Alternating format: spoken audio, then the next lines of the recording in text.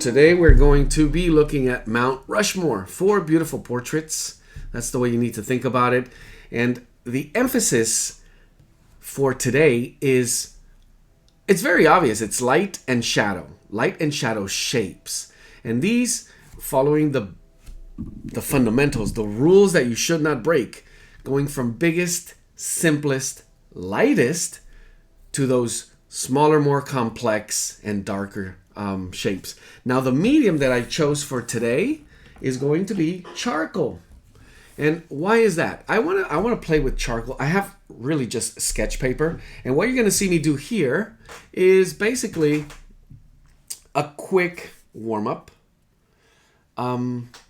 just to break it down. So it's not going to be, again, when I do a sketch, what I'm trying to do is simplify the absolute fundamental strategic angles, lines, and basic shapes. So what we were talking about here, the composition of this, if you notice these two major angles, which would be pretty much rock or mountain and sky. I have sort of a line that divides here, and there's a vertex here that goes just a little bit past the middle. So it's leaning more towards the right. But the key here is these beautiful shapes. So we have these egg shapes. How far off do they come, or how far above? One major key feature that I'm going to be working and showing you today in this sketch, and to clear my mind as well, is when I have simple shapes, these are biggest, simplest shapes on the axis. I'm also looking at the axis of now this oval, but because we're working with portrait, what I want to find is the center line and the eye line. Before I get into smaller, more complex shapes, and obviously with that light shadow that we have, notice this, how it just goes right above the eye line as we have another shape coming behind. But this eye line, it's not looking straight above the horizon. It does have a little tilt because we do see the bottom of the nose. So remember, if you're looking at three-dimensional, think of it as a cube. Can you see the side? Yes, I do. Can you see the top? Not so much. Can you see the bottom? Yes. We see the bottom of the nose, and we also see a little bit of the bottom of the chin neck. So this is what I want to begin to do before I move anywhere beyond this. What I want to do is simplicity, using negative space and that rule. This is an interesting one here. I believe this is Jefferson. We have our oval, our circle, our ball, and then we have that beautiful center line. Notice this center line here. Capturing this almost automatically captures the pose. So if we have a center line, how do I want to see this? You really almost want to draw it on your reference to imitate the angle, because remember, you're working three-dimensional. So if I go straight down through the nose, through the middle of the lips, right through the center of the eyes, what is the inclination and also what is the curvature of that line? But notice the eye line. The eye line, in this case, it's actually looking up above this way.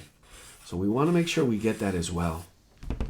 And since we're here, this is a little smaller because when we have this tilting up, this line comes closer to the top. Think of the a map of the world. As you tilt it up north, the equator seems like it's getting closer to the North Pole. As you tilt it down, the equator looks like it's going to the South Pole. So here we have this looking a little bit bigger since it's tilted up. So this also comes way, way closer to that eye line. Notice that the tip of the nose lines up almost with the eye. We'll be seeing that when we get there. And then we have the... So this is how I'm going to think my way through. Now, another interesting one. Funny, it was mentioned that you see shapes for heads that are not necessarily eggs or ovals. Here, and it's interesting, you have just this big rectangle. Do we see a little bit of curvature? If you really want to look at basic, absolute basic shapes, this is the practice that you need to do. You need to forget that this is, well, not fully. In part of the strategy, of course, you realize these are heads, portraits, but at the front of that strategy, you absolutely want to forget the name of the thing. And being able to see it as this absolute, simple, almost geometric shape is an advantage. So now we look for that eye line. And again, look at that center line. Look how close it comes to a little bit beyond 3/4. And it's really pretty impressive how once you have that, and look at the shape, you can begin to see with just a couple of touches, just a couple of lines, how your brain works, how it automatically becomes a face. It's the reason why we recognize a smiley face. It's just a circle with a couple lines and dots. So taking that just a little bit further, notice this one here. And I saw this one just a little bit more like a cone because we have this sort of round shape here with the higher, rounder at the top. But it's also flat. So how you break down these shapes, and what I'm more interested in is preparing myself for that three-dimensional stage where, remember, we're taking lines to create shapes, and then those shapes become forms. So just like that, through light and shadow, and this is going to take a lot of shadow maps. And here's one of my favorites. So I'm just going to use this charcoal here, and look at this. It's almost careless here. I'm just really taking these shapes, and in this case, shadow shapes, just almost as a blind sketch. This is almost a blind drawing where there's a lot of squinting, and all you want to do is really identify as best as possible the size and the shape. Not dealing a lot with contrast here, it's just dark. We have a little bit of a lighter one, and there's a bit of line that goes outside that shape. So there we have it. It begins to create that illusion. This is why that cone shape that I played with earlier on, it's the hairdo that almost gives us that bit of Lincoln. And in my final drawing, remember, this is just a sketch. Taking this and seeing what is cast shadow. Taking it just a little bit further. Again, we have another hairdo that pretty much gives it away. We have a couple of other shadow shapes. Notice how easy I'm just going through this. Doing a very, very quick,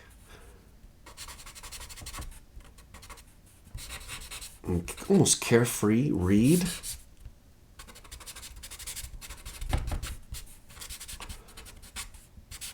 Of just shadow shapes. We have a little line here that kind of gives the glasses, and a nice little shadow right here above the forehead. And there we have it. This is what I'm going to be looking for. This is what I'm going to be strategizing. Here we have a little bit less value. They're not as harsh. But notice this inclinated. There's a nice angle to that nose where we're really just looking from underneath. And there also is a line shape that gives us the thickness and the volume of that nose. So these are the things to look for. We also see a little bit of the neck and chin here. And once again, shadows to complete that hairdo. So it comes together, and obviously we're going to do this with more precision, but with a very simple study, we begin to see, and I use no technique really for this. I could have been using paper, it's just a soft vine charcoal. And then I'll decide what to do for some of the negative space to create even more of that contrast, or some of the textures of rock and what we begin to see here as pine trees and cracks. So here's where I'll probably switch to other types of softer or harder charcoal, and I'll plan some of this blending and layering to create that texture. So that will be my technique, what I will be attempting. And most likely, all the way through, it will be with charcoal. So, wow, okay, calling that a warm-up, good warm-up. I will set up my paper. And today, I'm going to be using drawing paper. Charcoal works really great on this Stonehenge. And it's a cotton paper, so it's a little bit giving. It does play really well with charcoal, and if I wanted to, which I plan to do mixed media in the end with a little bit of ink, why not? Some of that high contrast, we'll see how I can develop. And the way I'm seeing it now, I don't want it just to be a charcoal drawing. I want to push that technique, but if it needs it, I will use a little bit of ink. And I was planning ink washes maybe. How does that play with charcoal washes? Or charcoal blends?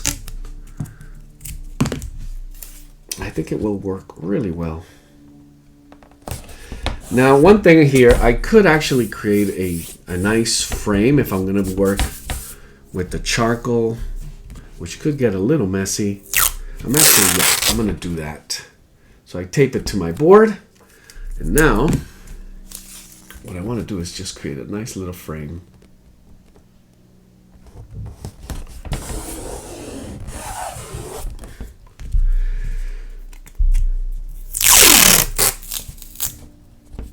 So the other thing is, when I work with charcoal, would you apply the same method? Of course, biggest and simplest to smaller, more complex, but also the lightest to darkest. That's, to me, the key. I want to start with the absolute lightest line, which means, should I use generally a harder charcoal or graphite is lighter. A softer is obviously darker. So which one should I start with? Well, I recommend soft and light. With hard, depending on the type of paper you're using, you may leave marks that are not going to be easy to deal with later on. So my recommendation is a vine charcoal. And there are so many. Literally, you could just touch it and it lifts right off. Barely any noticeable mark. So the more pressure you apply, or the layering that you decide to do, could actually be the thing that affects it. Let me just move this over here.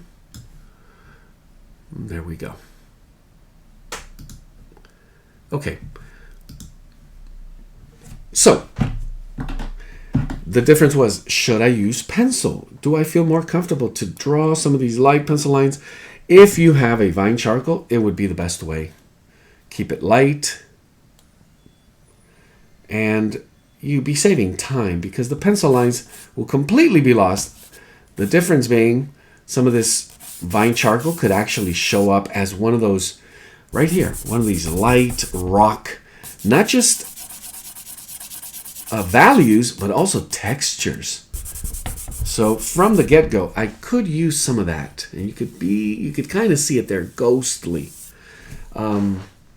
Obviously, we bring in other techniques, which could be using here a kneaded eraser or other types of erasers.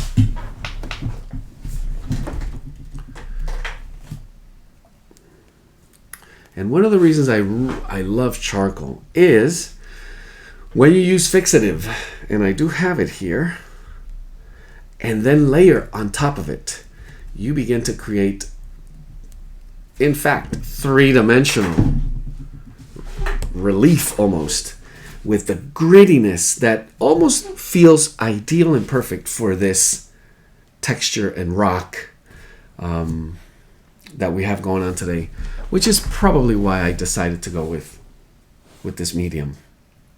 So here we go. Keeping it again once with the angles. And we have this composition here that works. But remember, you could always rearrange, make something bigger.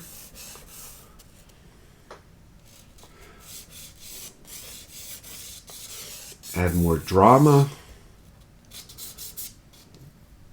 by adding angle, diagonal, line, contrast, of course. So once again, you see me going through the steps, which now feels so familiar, but I look at my early study, that early sketch. Not that I'm going by that, but what I saw earlier, I want to actually see it better. By better, I mean more precise, making my measurements, and better read of relationships. What's lining up with what here. Seeing a little more of the structure that holds, and some of these shifts in line. And all of this, remember, very, very light, which I could just wipe off if needed. So you don't want to get stuck on one. You see me here dealing with this just a little bit longer than at this stage you should. Moving on. Trying your best, as we did earlier,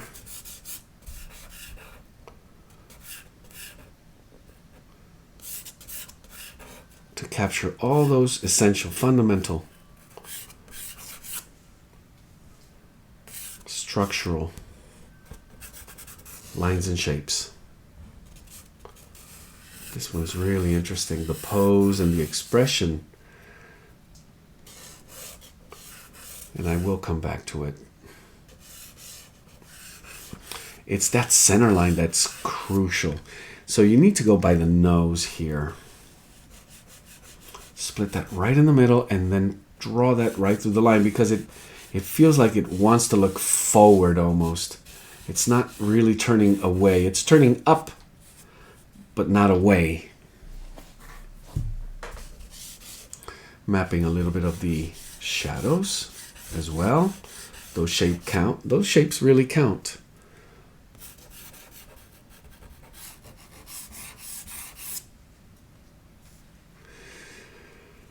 And then we connect some of what we see here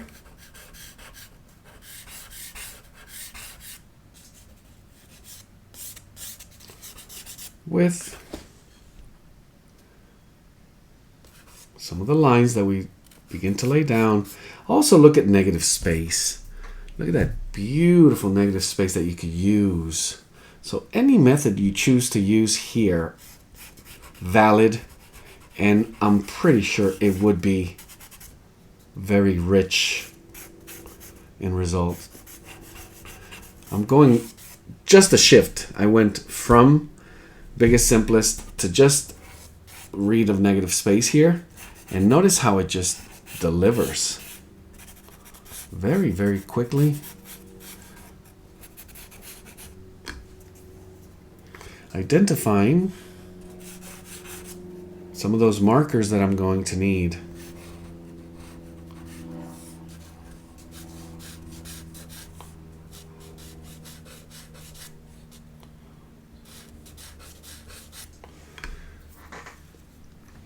And as always, need to mention it, your level of expectation. How close in terms of photorealism likeness are you expecting to work your techniques, your drawing methods and your drawing techniques? Or do you feel you can play with this and bring a little bit of abstraction, a little bit of gesture, a little bit of expression, using this just as it is, inspiration, a reference for play?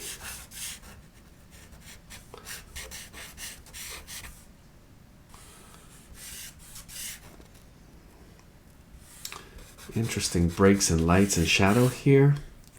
Not breaking away from the thing you're supposed to be looking at.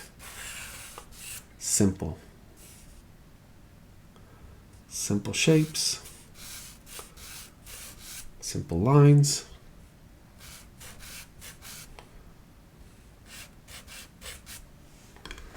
And just continue organizing.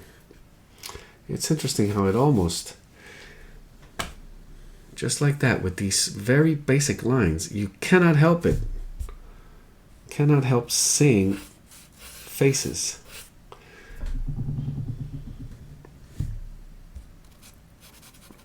You almost begin to see the expression of those faces.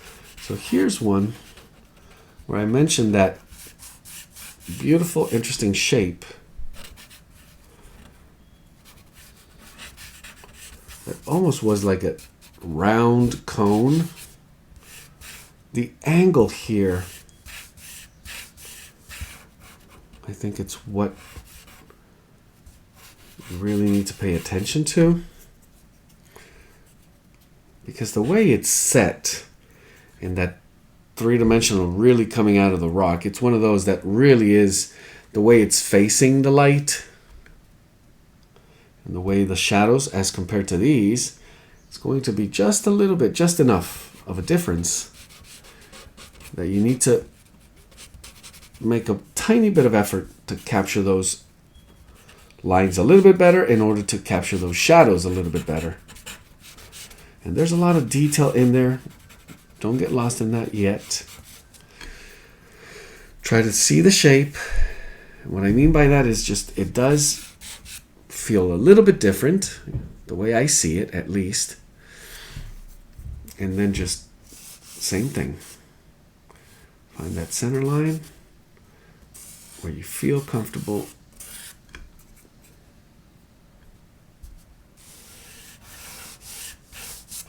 And that eye line. Now, is there a little tilt to the line, meaning one eye is lower than the other? I think I see it just a little bit. So we add that right here. And we begin to add the side lines that will begin to develop the cube. So the side and the angle of the cheekbone and the face that give us more shadow. Not just yet.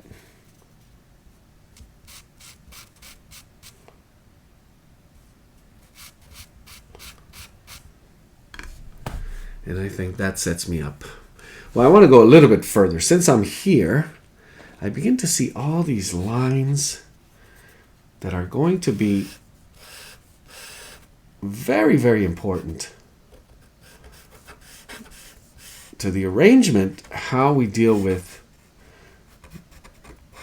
not just contrast, but the juxtaposition, giving us all of that space, pushing space backward and forward.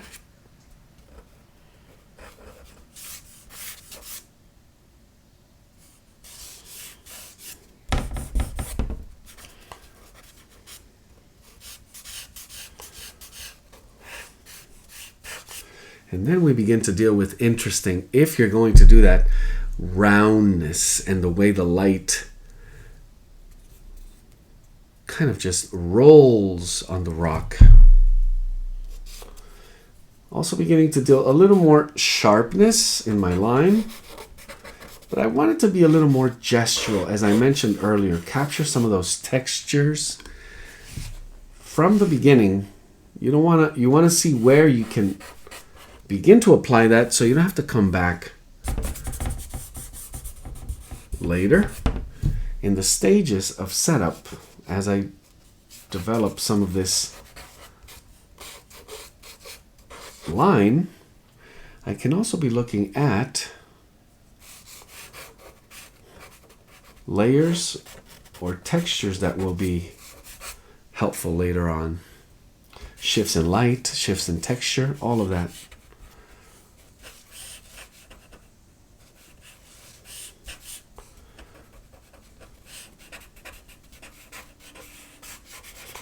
Doing a little more blind drawing, keeping my eyes really glued onto my reference more and more as I begin to move into areas that are more abstract, such as these.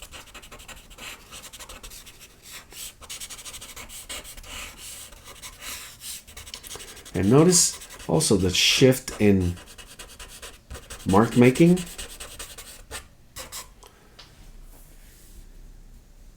Has a little bit more flow, a little more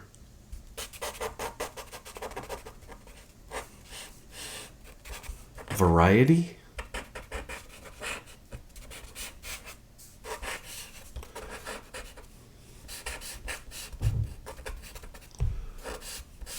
And several of these, we're going to have to get more and more precise as we move on, or break it down so we can focus on specific areas. And again, I'm still working with a light vine charcoal. These are not very staining as of yet.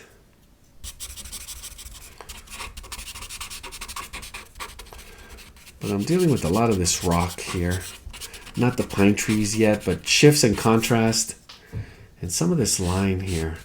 Even though it's not fully resolved, I'm beginning to see just changes in light. Trying to read all of the light in that texture.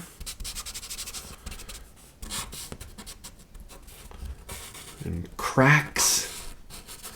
And again, making the call. Is this the best time? Are we there yet? Just a little bit more helpful in setting up what's coming next. Not that I'm avoiding the faces yet. I want to be more precise with that.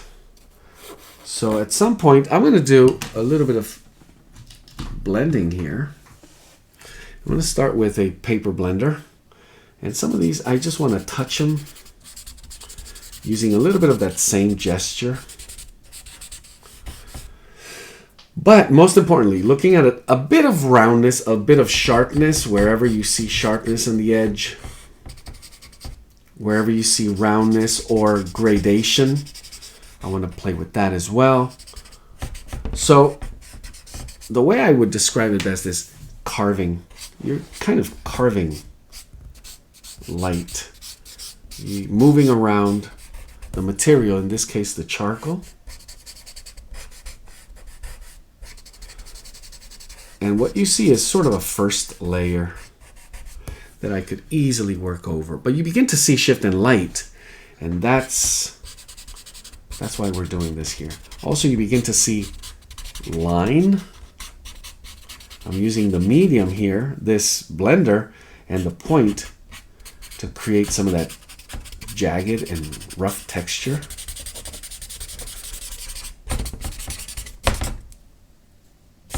The direction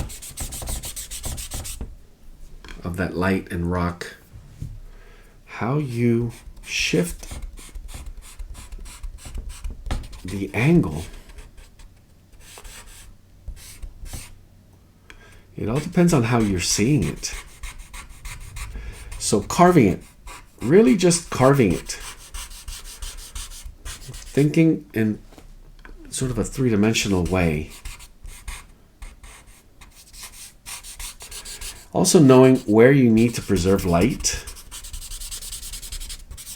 So knowing you could bring some of it back out with an eraser. That's good. But areas where you really need to make it easy on yourself, preserve that. That's also part of the strategy here. And as always, patience. A level of patience to work the stage, the detail, the technique as you need to. I'm going to bring in some of this right in here as I have some material still. And I want to look at lighter, smaller shifts in some of these rounder shapes.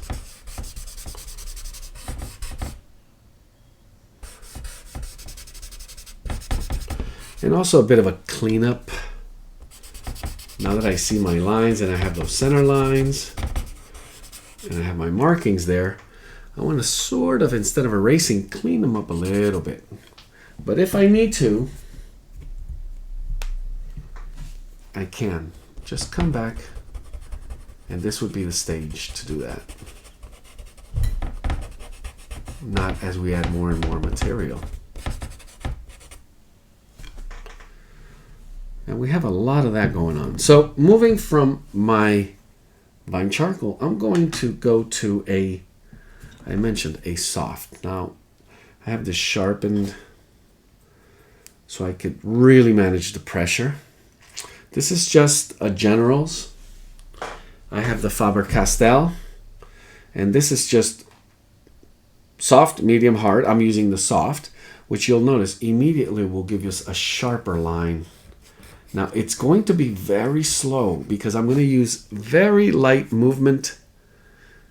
I don't want to go too sharp or too dark too fast. And as I continue building, sculpting, carving, I'm going to begin to get smaller and more specific. So when we get into the area of portrait, remember, the longer you are looking at shapes, the better. The moment you shift into hair, cheekbone, eye, you're inviting trouble. So this is the mental work where, in this case, I'm looking a little more at negative space again. I see edges, I see lines. I'm going to keep them simple. And the goal is that, to really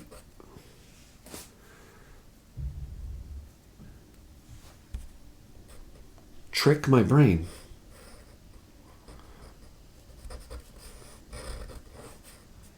Into thinking the right thoughts, really.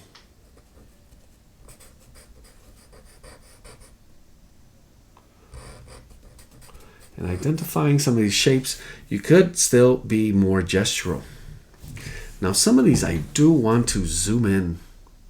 I'm going to have to zoom in just a little bit. As I move from face to face, I begin to see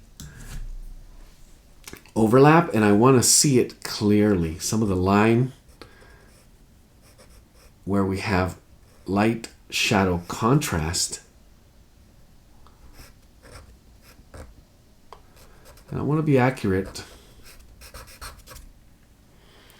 especially with some of these. So I'm going to add a little material because I want this area, as I identify it as an important, in terms of space, identifier for volume. And there's such subtle as well as harsh contrasts with reflected light as well.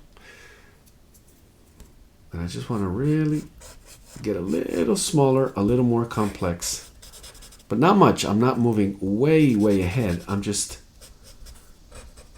capturing the edge here and simplifying a little bit of this line. Now, I mentioned earlier too, what am I going to do with the background? I'm pushing this line into the background. And I'm following the rule of what I see in my reference in terms of value. That's what it is. Even though we have it probably is a nice, beautiful blue sky. Here, I want to see some of that contrast with the harsh light hitting the rock. There's low value and the sky giving us that nice contrast.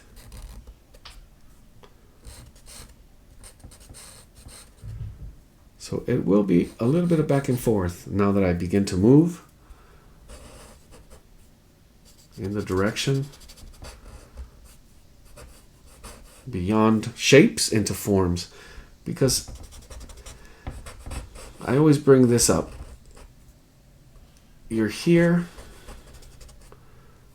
asking yourself, okay, what am I doing? Well, I'm drawing. Well, not really. It's always, almost always, an exercise in something. Most of the time, it's an exercise in observation. You're also exercising your skill, your technique, if you're testing something new.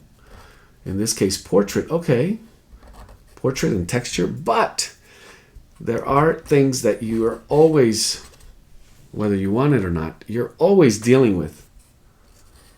Contrast, obviously line, shapes, value, and that word value, absolutely key for pretty much the understanding of everything. Drawing, painting.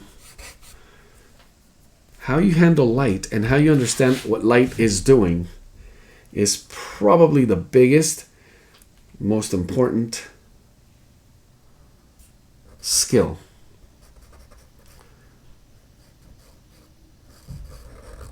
That affects the quality of your work. No matter what kind of work that is, meaning photorealistic or more abstract, the way you deal with contrast, whether it's black and white or color,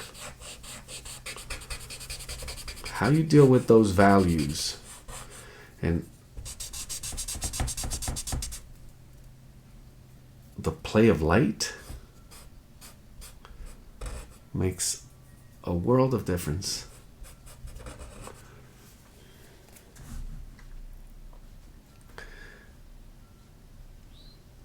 So let's continue. Just got enough here to see some of the sharp line contrast that I wasn't expecting to work through. As it gets more and more complex here, we begin to see, and I would just get caught up to finish this entire area. It wouldn't be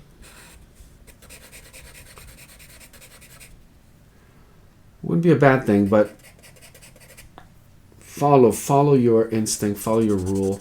It's best to have bigger, simpler, and whole before you get too caught up in one area and realize, oops, it affected everything else without you realizing how much. And here's what I really wanted to do. This sharp, and I'm going to build up this material here as I deal with this shape. And in this case, it's a shadow shape. And it's going to be one of the darkest, because if you haven't been, you should be squinting and breaking everything down as best as you can into light shadow shapes. And then all you got to do is be as accurate as possible in drawing those shapes. The value here, yeah, you could get, as I'm trying to do, a little bit playful with, it's not just black and white. There's beautiful, as I mentioned, there's beautiful grays, there's beautiful gradations, there's beautiful sharp edges as well. And all of that is what's going to give you that variation, the textures.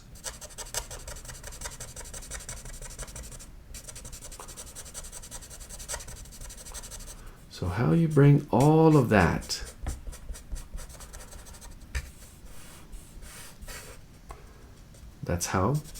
that's what we call technique. Your style, your technique comes to be for all of us to see. The creativity you bring to those simple formulas. We're all doing the same. We're all seeing the same shapes.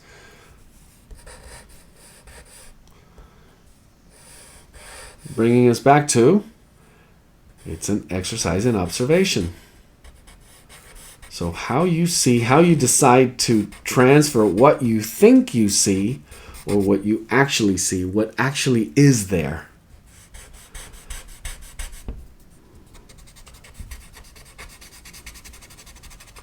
Or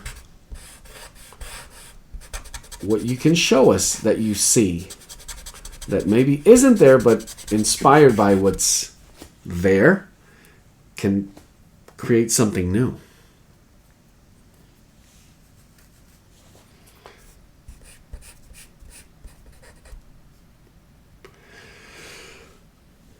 Zooming in again as I move into beautiful areas of shadow here,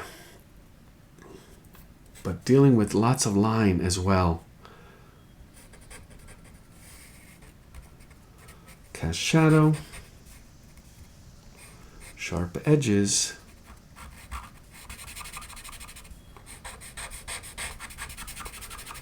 and now facial features. Remember, we're not seeing those yet. We don't see them, we just see the shapes, but precision is what I mean. We have a little more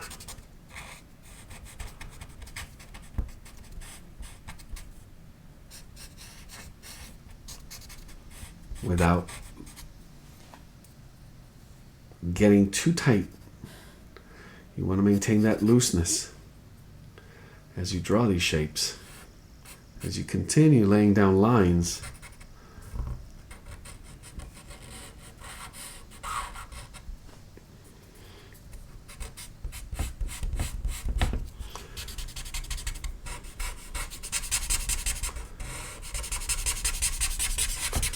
Being able to get more, as I said, creative or even gestural in some of these areas. And taking a quick step back every now and then. Just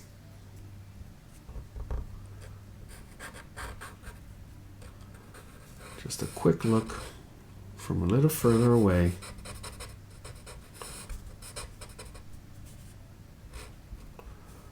Making sure everything, the arrangement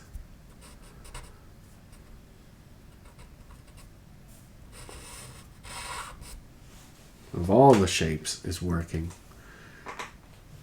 I'm seeing something interesting. Is it where I was planning to go? Little by little you begin to see and options present themselves. Do you continue? Do you still follow that strategy? Or do you shift?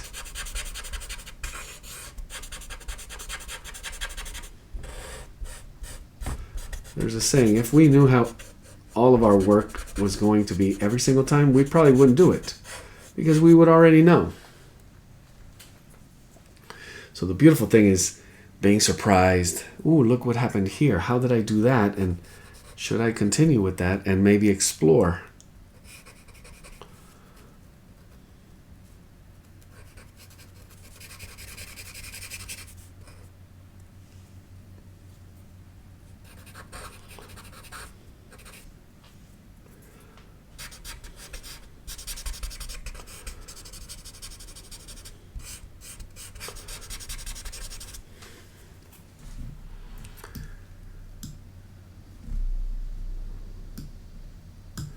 So once again, I'm trying to get all the way through at least this top area, which would give it a sense of close to complete. Not much planned for bringing it to just close to the edge. A little bit of gesture. And all I need is for it to read contrast. Maybe be able to come back to it, retouch a little, or bring out light. But it actually gives it an interesting look. I begin to see the overall value of the full image. How some things need to get just a little bit darker, and how light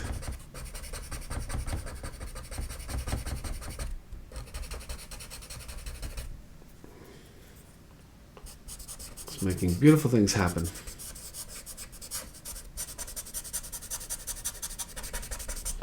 So more squinting, but let's go. Let's move all the way back here. This shape, I'm not dealing with the shape yet because it is a careful... Let's go ahead and just add to one side of it at least, because we do have the whole face in sort of a shadow. And here we have sort of a round. But I don't want to deal with it until I'm ready to go into smaller and more complex with the edge of the face and that light shift that is happening, the roundness of this curve here. Very, very delicate.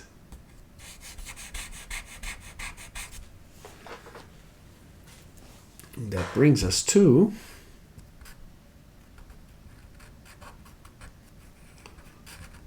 a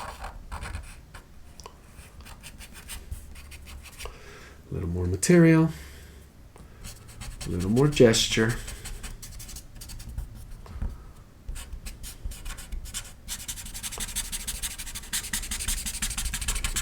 And I gotta say, the decision to use charcoal, it just felt right.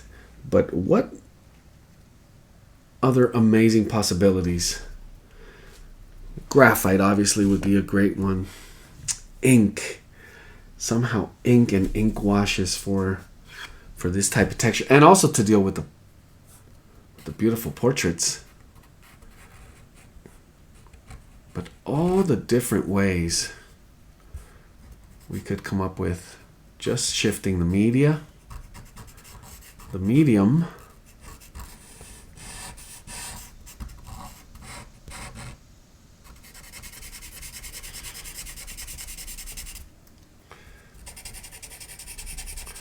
as I begin to get more and more confident, more complete into this area, then I could finish up and test what that final look would be.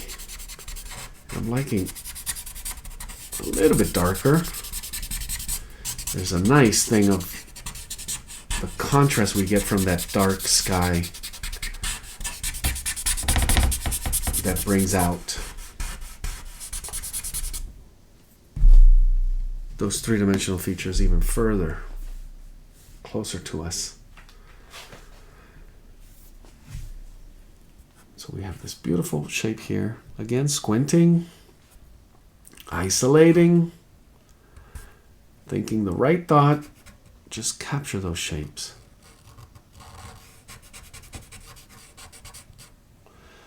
Remember, you're dealing with so many things at the same time. It's not just the shape, it's the value of that shape, and then it's the edges of it, what's around it, how it affects what's next to it.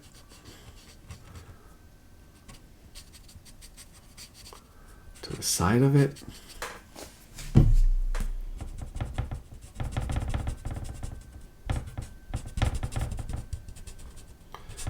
And I'm going to have a great chance to work that eraser, bringing back some of that light and also some of that texture.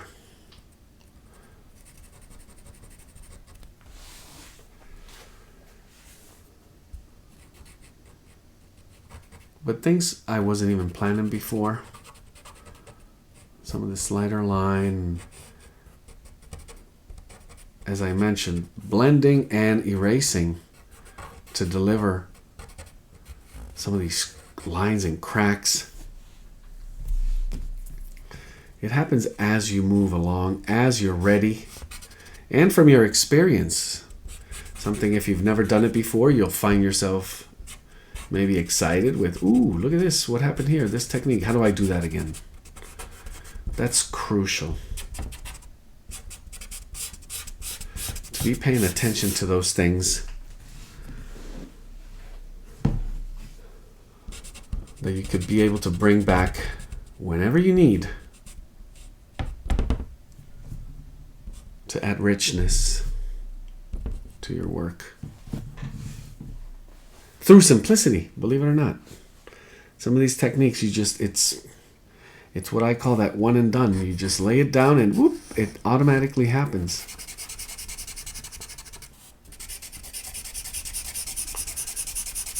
Adding a little more medium over here to this side, as I know I will get, or need to get it a little darker.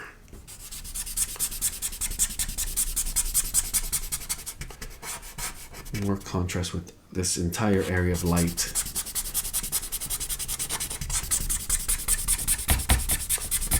And I kind of like that radiating, fading out effect that I was creating over here. So I'll try to replicate some of that, but a little bit heavier on this side.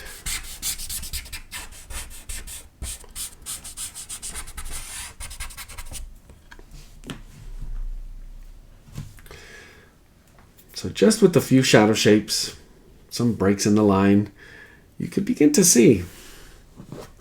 And there it is, my typical comment of what a class of kindergartners, if we ask them, what is this? At what point do they say, yep, we know what that is? And that's where you want to be. I'm going to begin to get into some of these more complex shapes here, where obviously we have features. So I want to work them very carefully, kind of respecting what's about to happen. Very gentle. So kind of in a layering.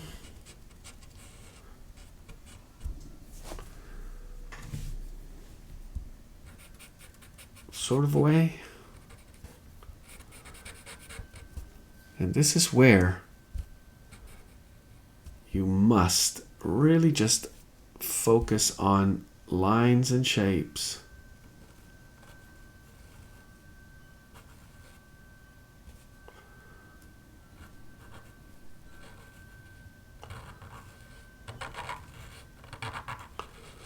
The moment you push it a little too far into forcing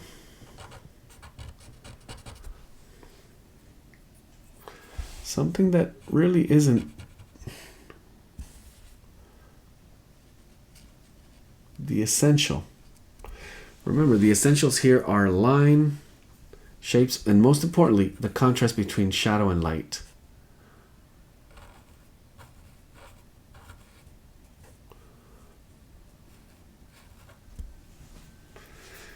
And the level of detail that you think you need. always, always recommend less is more.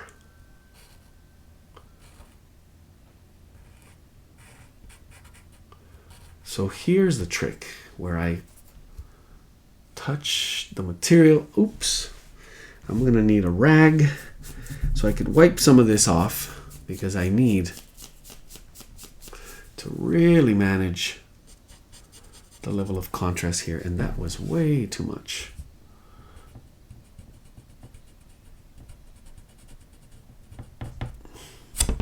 If anything, we have the shadows or the shifting value going darker behind the light on the face of the rock back here, pushing this cheekbone forward out of the mountain towards us. Continue carving that. And the way you really think your way through here, shapes, the value of those shapes, and how do I manage the relationship, the way they sit next to each other to get the most out of that.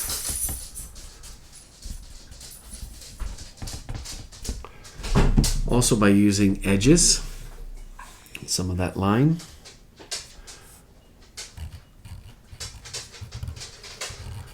But truly, there is nothing more satisfying than when you create that quality, that level of contrast.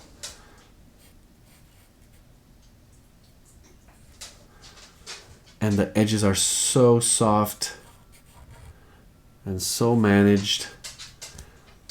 Here we have really intricate shapes.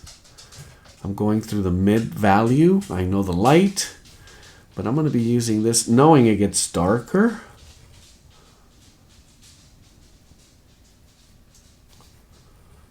And again, carving. Remember, there's a three-dimensionality here that you want to really pay attention to. Let's start with the lightest.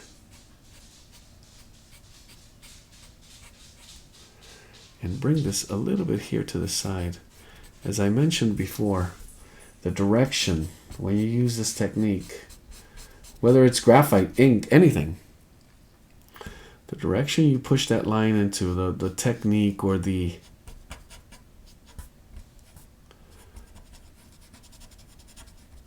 it could give you the pretty much automatic everything. Where you get texture, you get volume, you get light, because you really broke it down and you followed easy angles and curvatures that are complex but kept them simple. I'm very happy with this one here. Disciplined, patient, and the result is now a nose that is coming out of the mountain. Not just any nose, Abraham Lincoln's nose.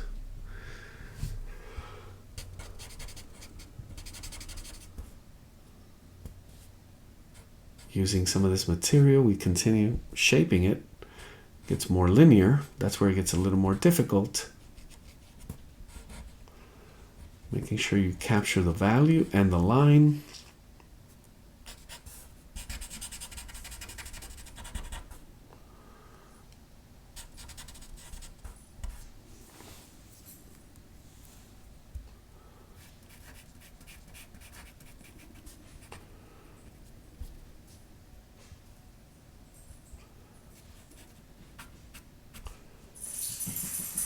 And it's amazing when you really pay attention to what it is you're doing and how you think. It's solving a math problem.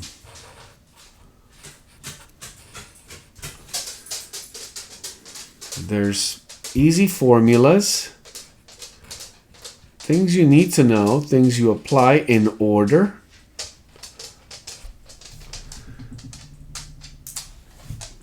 But just like 1 + 1 is 2, here, sticking to those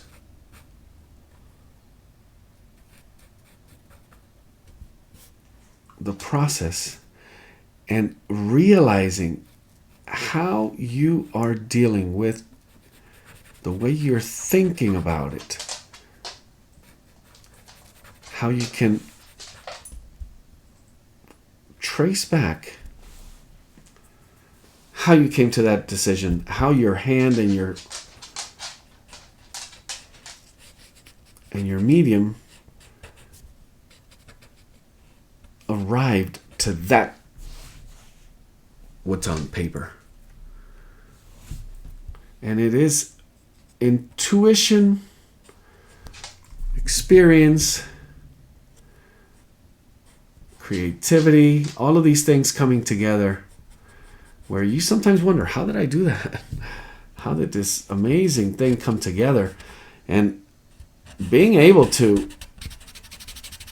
identify what you were thinking, how you were really organizing those thoughts at that moment, it absolutely crucial. It is very difficult though.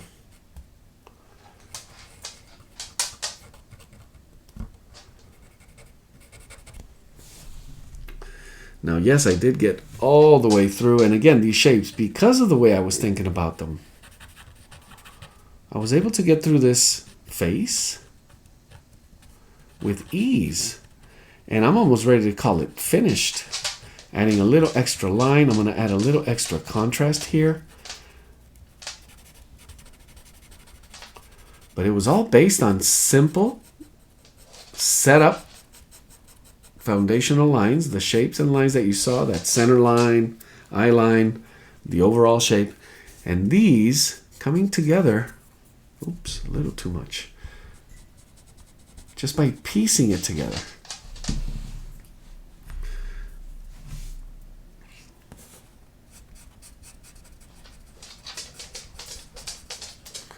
Never getting ahead of yourself. It's the rule of don't assume. Look at what's there. And really break it down. Break it down to what you already know. Identifying the line, the shape of that line, the shape that those lines make as they combine, the angles, the directions,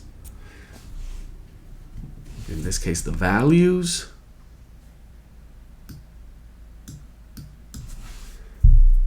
Zooming in just a little more. We have these interesting shapes here with a little bit of a line.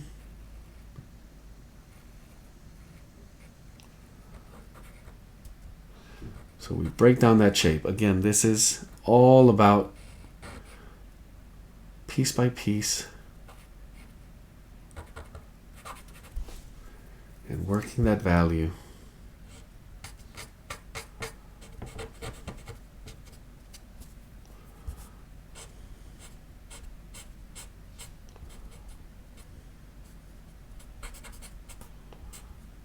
Trying to get that biggest overall, in a way, a little bit of light. Knowing I could come back and pull some of that light back out. And then building up on it. Not once can you let that thought get in.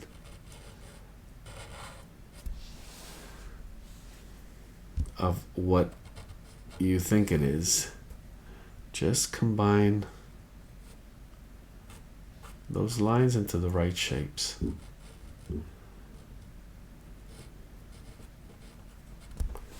that's it. And a little more contrast.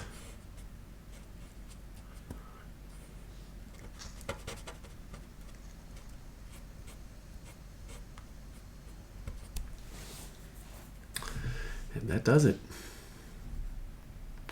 Some of these lines get smaller, and we will deal with that with a little more delicate touch, a little patience here and there. Once it's laid down, I leave it alone.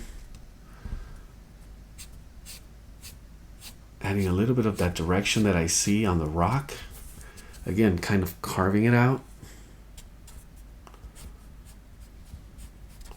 without overdoing it. Remember, biggest problem here would be overcooking it. Because I think once I have this, I think it's done. How do I deal with everything else rock-wise here? More gestural.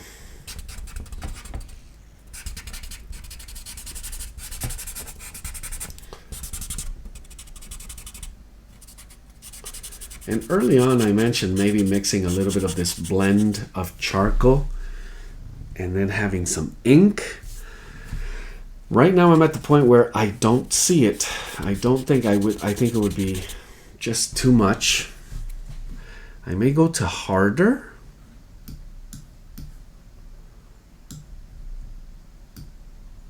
Sharper lines with charcoal. That would be the way to go. After seeing what's working here, shifting to maybe a hard and adding some variation of line texture and seeing how what kind of results I get. Richness. There it is.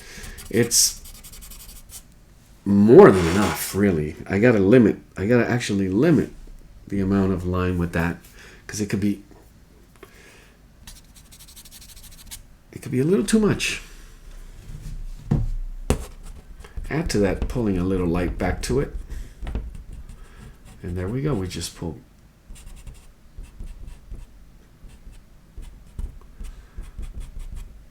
in and out with the light. So one thing maybe for some of these harder lines in the features where you have actual,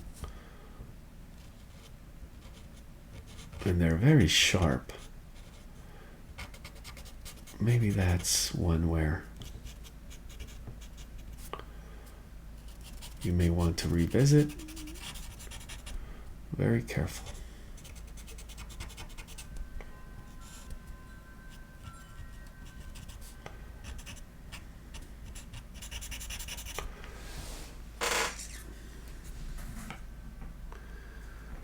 Very interesting.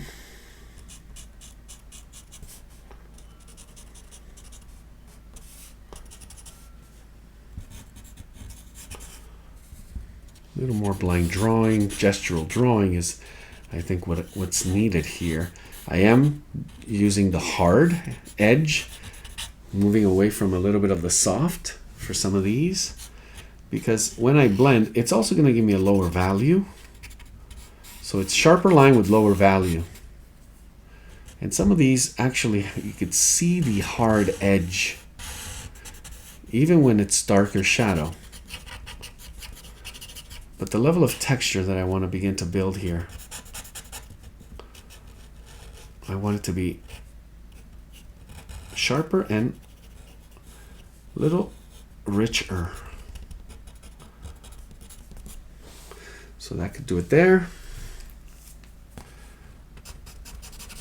And as you can see, yep, it doesn't pull as much gray. It stays sharp, and I can manage a little bit better.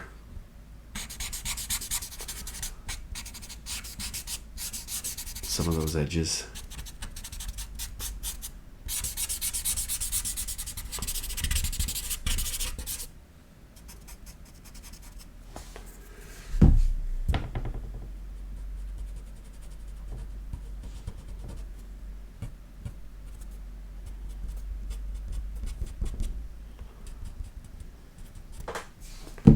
Okay.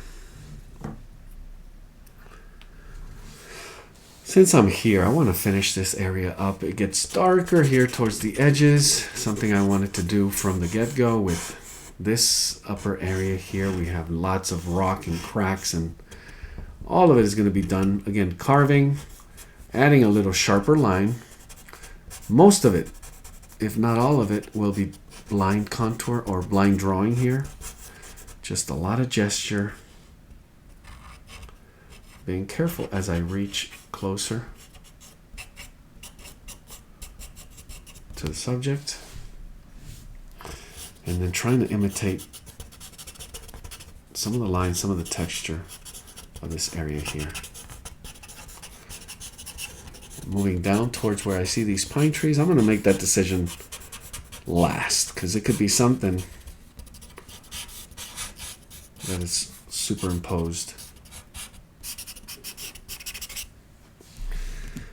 Now the variation of light, I don't want everything to be too dark, or also too monotonous, where you see, okay, yeah, it's the same technique, same kind of mark making, but there's richness in simplicity. Trying to get clever sometimes can hurt you. It's predictable.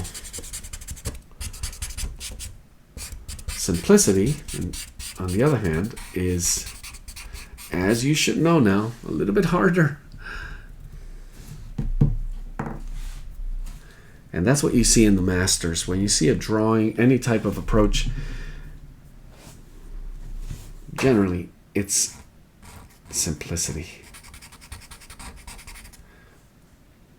Simplifying some of those elements that make the whole.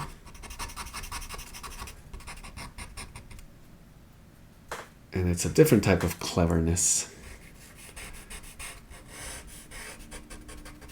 It's more authentic.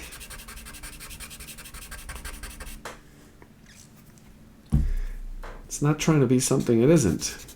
It's all right there.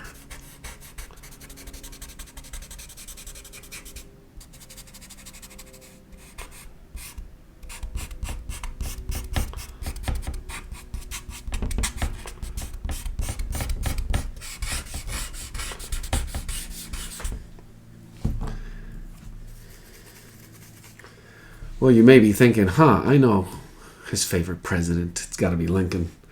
All that time I spent on there. And my goodness, we got lots more. But it should be, once we have that, these harsher contrasts should become simpler. Now I'm wondering, because of what happened here, could I do something similar? And with that type of result, using the harder charcoal to give me some of this definition.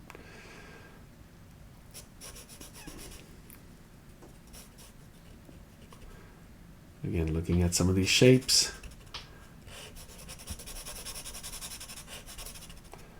Starting with biggest.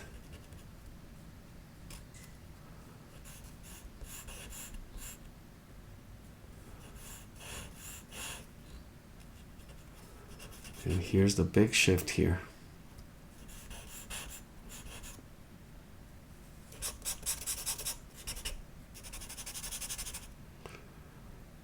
How to see what actually is there.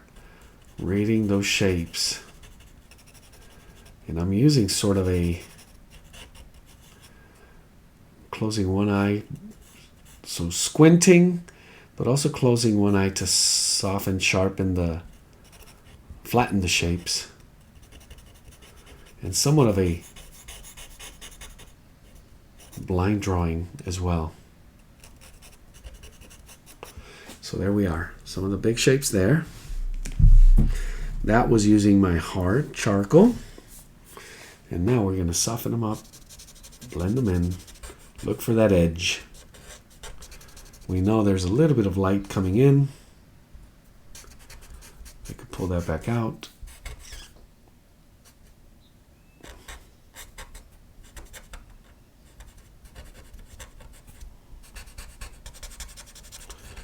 But even just like that, you begin to see how automatically it kind of just renders itself. Soft shift in values, figuring out how light is washing over. You see these soft gradients towards the shadow area. You have some of these harsher cast shadows that solve the puzzle. So there it is. And it worked actually a little bit better. I'll come back and solve that after I do the same here.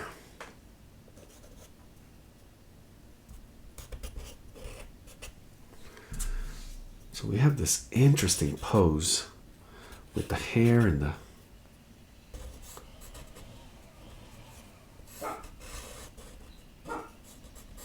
what seems to be a little bit of neck and chin here.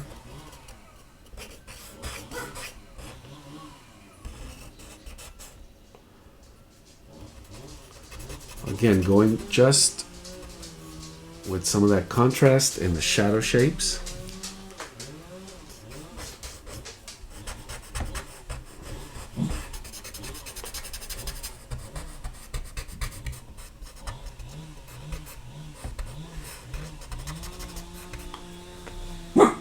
I'm sorry if you hear that. I guess we have a neighbor doing some yard work.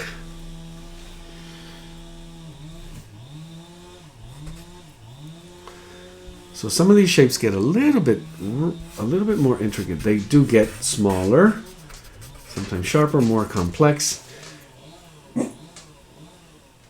And again, it's a test.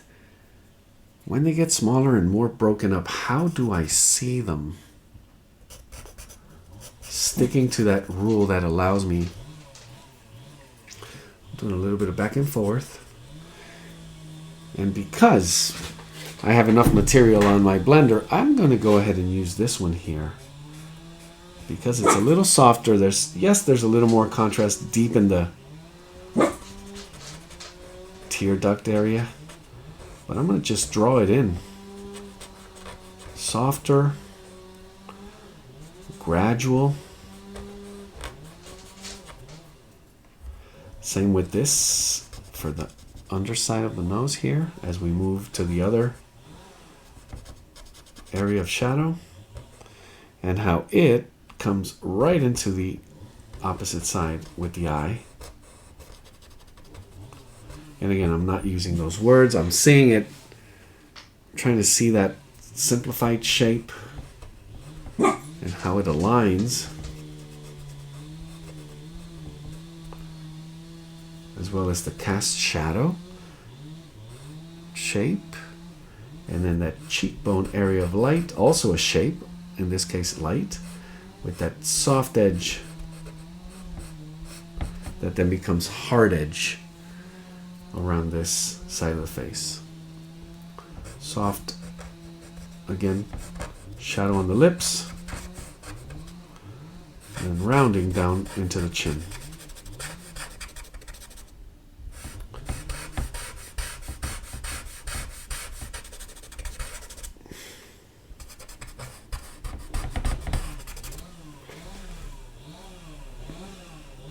There we see it a little bit better.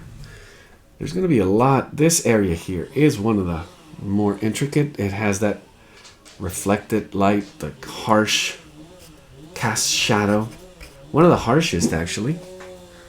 And on this side as well.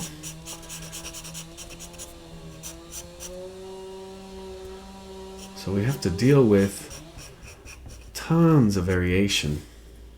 Smooth, delicate variations of value. Trying to see if we can capture, as well as a difficult pose. It's probably the toughest angle. Let's go ahead and draw some lines here.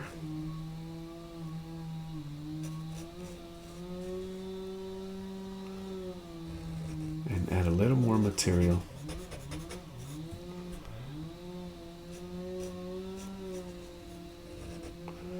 Some of these lines get so thin.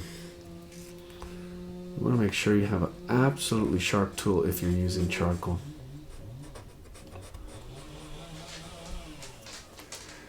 because you could lose that.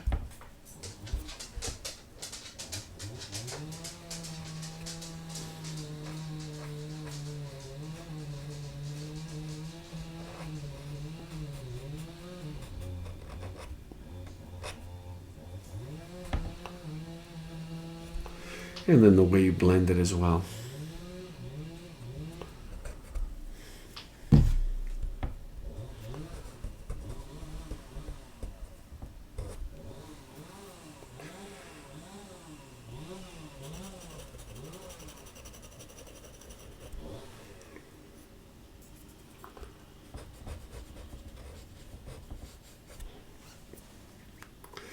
There, it's coming together just a little bit. Harsher edge on this cast shadow, giving us a little bit better shape on the face. And there's a little bit of that reflected light that we see, light kind of bouncing in there.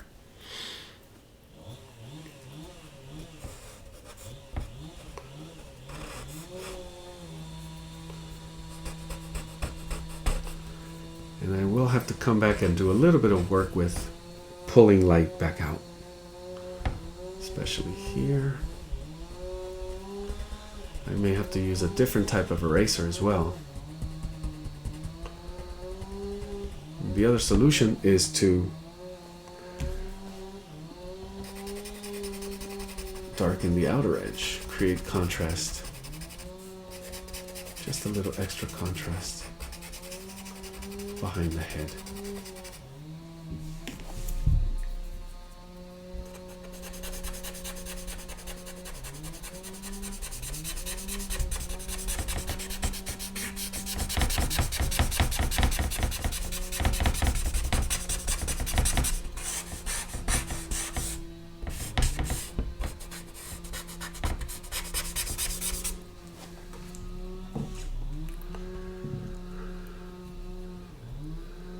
Okay, moving to the other side, and here, that soft transition into the next shape. I'm going to start with a little bit of a darker because you have this double curve here. Interesting shape that you have to think. Let's go ahead and pull a different blender, a little sharper. And do it the same way we've been doing, without rushing. Slowly bring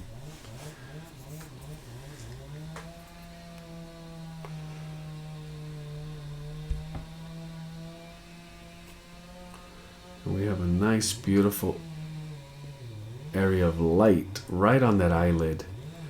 So that's going to be the key, how we can manage that.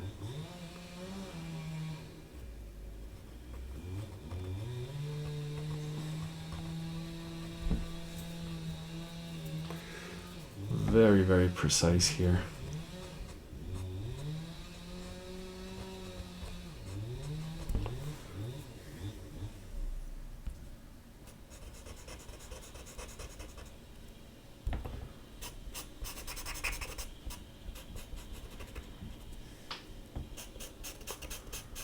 And just a little darker contrast.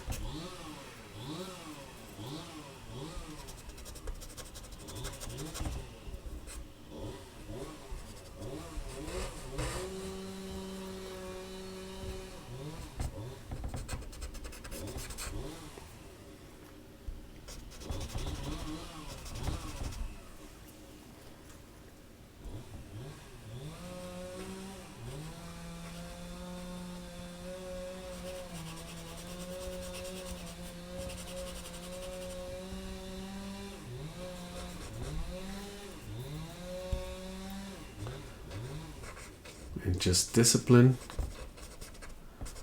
making sure you're not, once again, thinking the wrong thoughts. That's a really, if you were thinking nose here, you could get yourself in trouble. Just breaking down those shapes, being able to recognize the light how to manage that.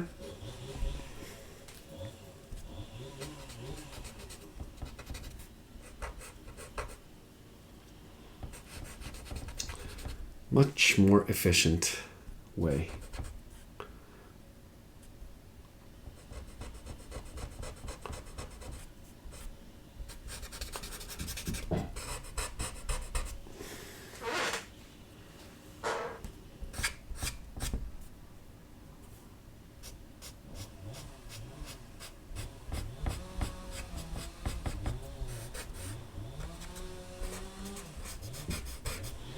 There we go.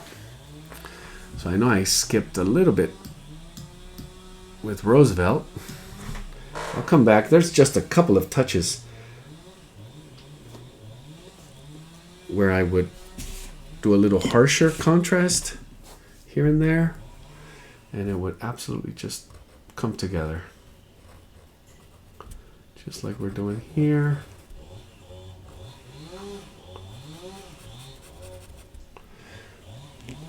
And as you move forward, remember, it gets smaller, it gets more precise, it gets more complex. Values begin to get more, I don't want to say difficult, but the range and the precision is more demanding.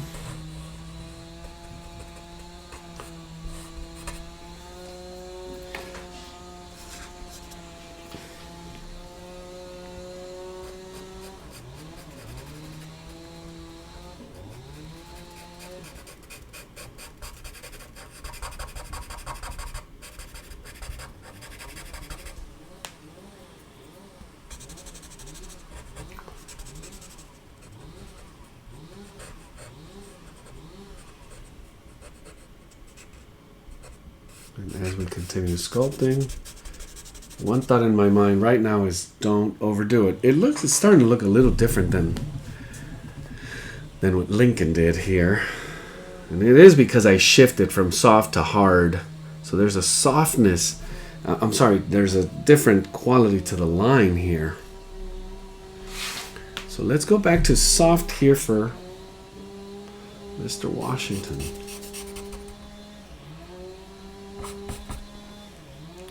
Again, squinting, we see easy, quick shape. Trying to be as precise as possible with placement. Really squinting as hard as I can.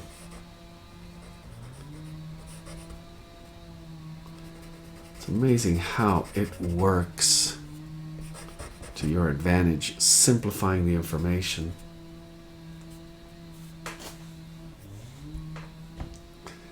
And then stage by stage,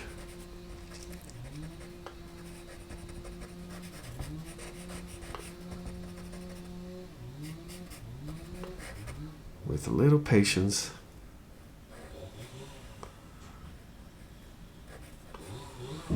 bring it to a conclusion. That right there, just a few strokes. Where I see the darkest, I could actually add a little more. It comes down here.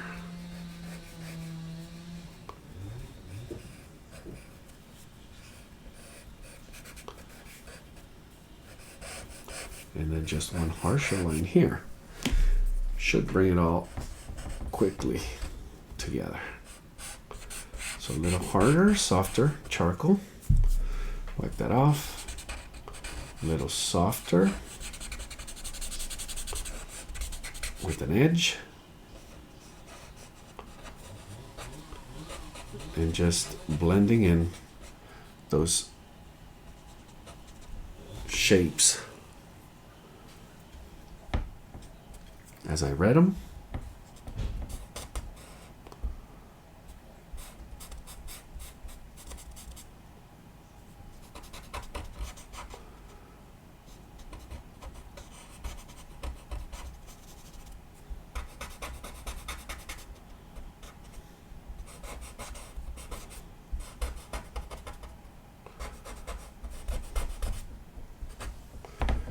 And once again, right there.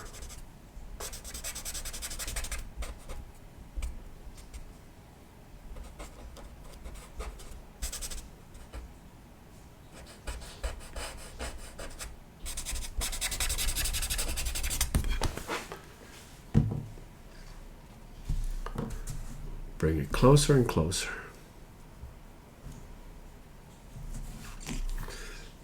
Go back to the hard.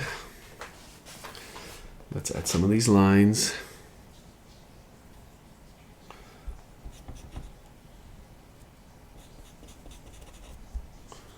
Especially here.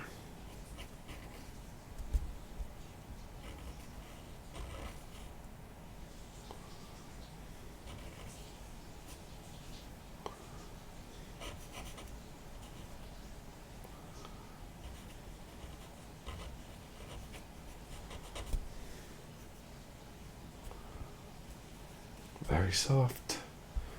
Finishing touches.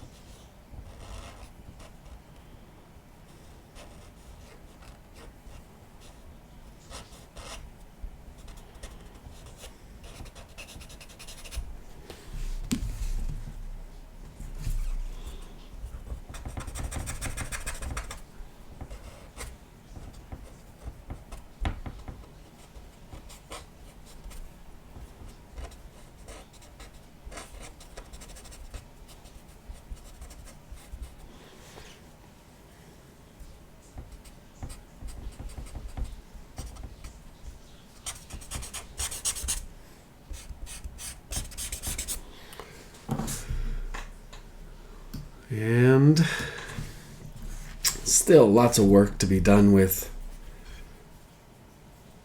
texture, some of the line finishing up.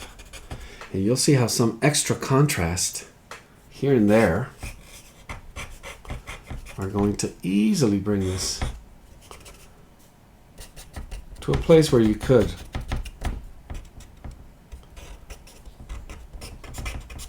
call it finished.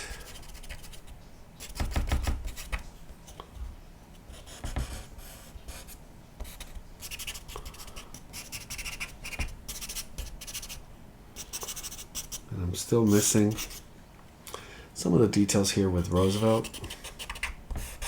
Let's make that the final thing. Still a little extra work with some of the harsher shadows too. Some of that reflected light, although I think it looks pretty. It does look pretty resolved.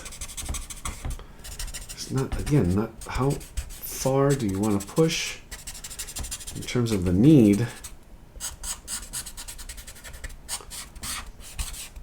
For me, this quality of gesture and richness through simplicity. You may say simplicity, that's a lot of lines. But the approach of the laying down of those lines.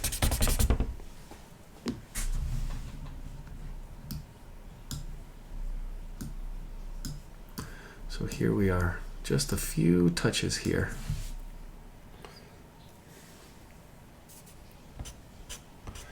And here we have some of that eyewear that we see, which is going to be just a sharp little shadow.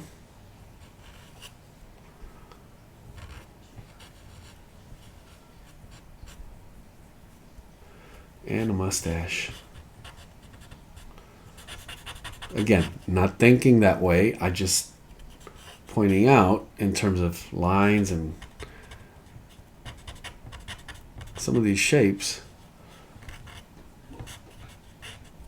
how I'm going to be thinking about them.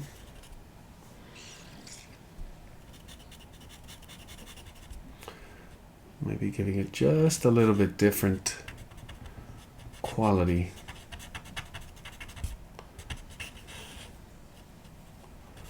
Not that it's needed. I think it's right there.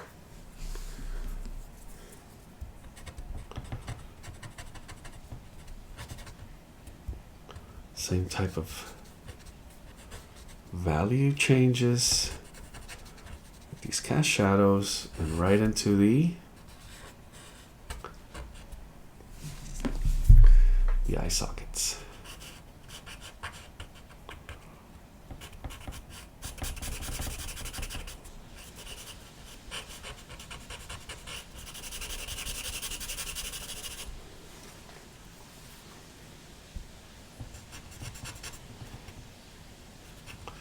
We do have some forehead, some lines here in the forehead. Oh, can't forget. Hairdo.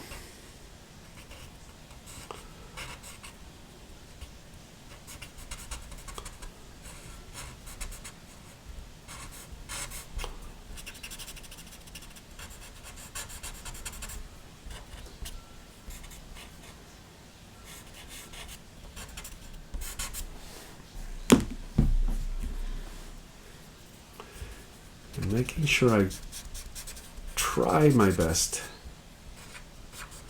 to, as I deal with these textures of rock with features,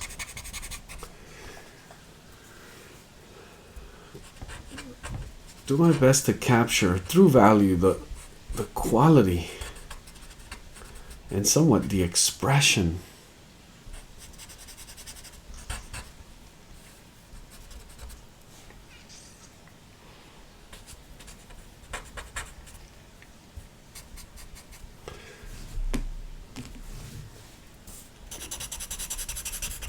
Especially here and here. So it's a little extra material, a little extra buildup.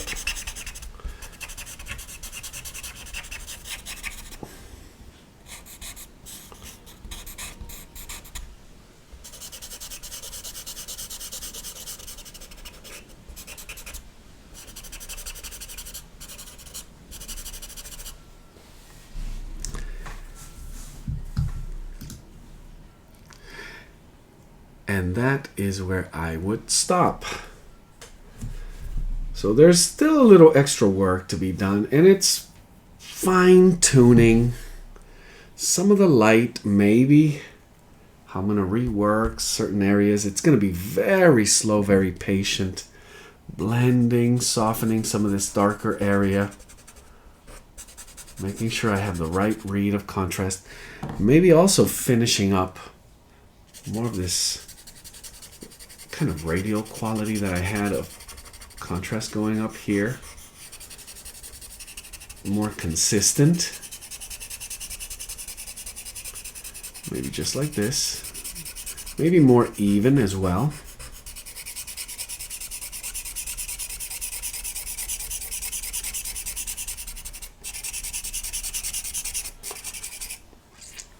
And some of the texture down here.